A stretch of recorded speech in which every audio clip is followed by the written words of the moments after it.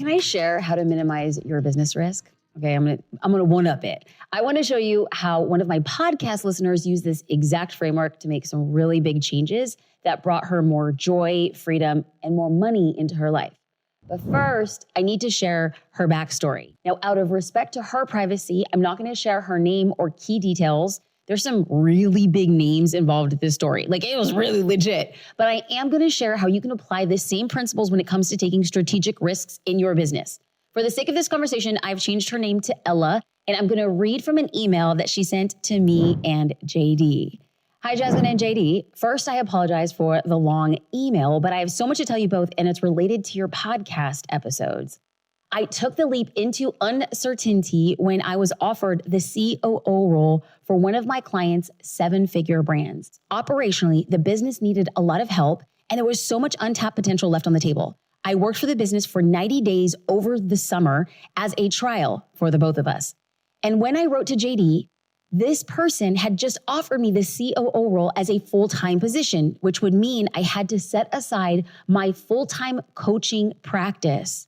It was a decision, and I also knew that I would be doing the ugly, back-breaking cleanup work for months before anybody would see the benefits. I would be doing work that nobody wants to do but needs to be done. JD's note helped me so much, and then I listened to your podcast on October 27th, and you were spot on with what was holding me back.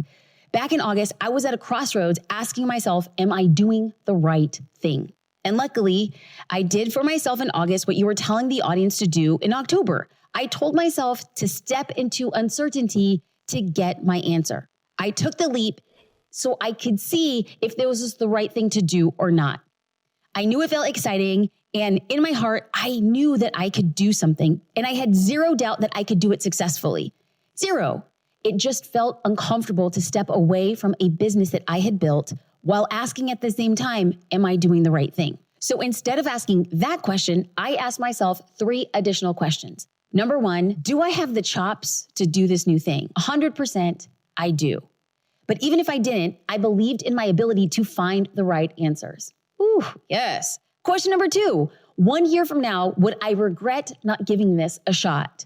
I think it would have haunted me if I didn't try because doing this work felt so aligned in my heart. My brain just wanted a guarantee, which is unrealistic. Question number 3, what's the worst that could happen if it didn't work out? And she's like, this is the question that we as entrepreneurs get stuck. So I sat and point blank explored the doom and gloom possibility of losing everything and having to start over. What's the worst thing that could happen? When you get real with yourself, you realize that even if it didn't work out, nobody would die. Seriously, if everything falls apart, we can build again. If I decided it was a mistake, it would still be the lesson I needed. Additionally, I told myself that if for some reason it didn't work out, I knew plenty of high-level CEOs who I could help in a similar way. Come on. I could always offer myself to clean up the chaos as a temporary COO who could step back in and work inside of the company to clean it up, set up the systems, coach the team in a more streamlined way. Honestly, I'm damn good at this work and I know the value of this type of work. Really, this was all about stepping into the comfortable place of being uncomfortable, just like it is in all entrepreneurship. So I took the leap and I said yes to the CEO role. I left my private consulting practice behind. Honestly, the work has been hard, very, very hard work, but I've never been afraid of hard. I had a 3-month trial and 3 months now officially as a COO, and we're just barely now starting to see the light. There's so much more to do, but there's so much more to do and be, which is so satisfying. And if I don't want to stay here forever, I don't have to. But I wanted you to know where I'm at and what I'm doing because JD's note and your 2 podcast episodes really helped solidify my leap. I love you and JD so much for believing and always supporting me. Thank you from the bottom of my heart for that. Big hugs, Ella. She's amazing. On the podcast, I'm always talking about taking action and I'm always talking about simply doing. Like it was 6 years ago that we made a massive pivot in our business, a massive pivot in our life. We went from, having a really successful photography career, both of us. It really built a successful business and people thought we were kind of crazy to retire that year. And this in 2016 was the year that we went all in. We retired from photography. We essentially closed a 7-figure revenue stream and we decided to start something new. It's the consistent action that leads to clarity and growth. Being able to create podcasts and videos that empower those changes is an honor. Like, quite honestly, I gotta clear my throat. There's a lump in there. Like, I am so honored. I am humbled that JD and I could be a small part of your journey, or of anybody's journey. In closing, I just want to recap what we just spoke about. Number one, we all feel uncertain as business owners. Number two, we must choose to be certainly uncertain all the time in business. Number three, we cannot let fear of the unknown, of what's new or what's safe, keep us stuck.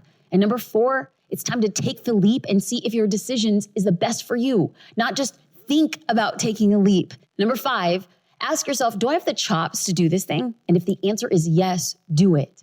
Number six, ask yourself if you'd regret not doing it, because if you'd regret it, then you got to do it. 7, list the worst case scenario. And if you're okay with what could happen, do it. Like always, I create content like this and hope that we have the chance to connect. If you have enjoyed or learned something today, it would mean the world to me if you subscribed and shared what you are learning. You can also tag me at Jasmine Star so I can personally thank you for supporting our goals and visions for this community, as well as hype you up. Let's go. Thanks for listening.